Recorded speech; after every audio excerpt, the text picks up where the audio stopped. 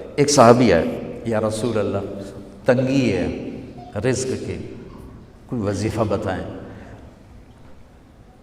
کتنے لمبے لمبے وظیفے لوگ پڑھ رہے ہیں کہ کاروبار کھل جائے اور روزی بڑھ جائے، کتنے لمبے چوڑے، کتنے کتابوں میں ایڈے ایڈے بڑے وظیفے لکھے پہ، پڑھوں یہ مندہ بڈھا ہو جائے۔ میں قربان جاؤں یا رسول اللہ آپ کی شفقتوں پر، آپ کی رحمتوں پر، سنو یہ کرو، میری بات نہیں ہے، میرے نبی کی بات ہے۔ تجربے کی وجہ سے کرو گے تو کچھ نہیں ملے گا، یقین سے کرو گے تو دروازے کھلتے دیکھو۔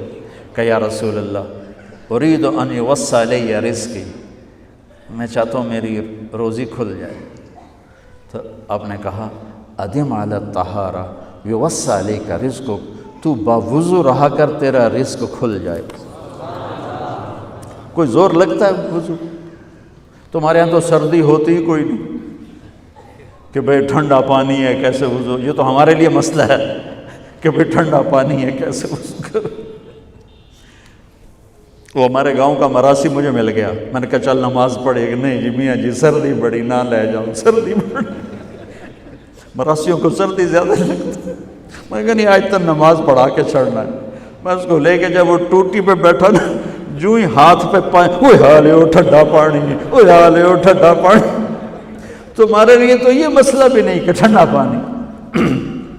میرے نبی کی یہ سارا مجمع لے لو، یہ اوپر مستورات لے لیں، ادم علی الطہارہ یوسع علیک رزقک، میرے نبی نے فرمایا باوضو رہنا شروع کر دے، اللہ تیرا رزق کھول دے گا۔ ابھی اللہ رسول کی آپس کی بات ہے تو میری بات ہوتی تو دیوار پہ مار دو، تجربہ کرو۔ نبی کی بات کو تجربہ کر کے نہیں کرتے، یقین کے ساتھ کرتے ہیں۔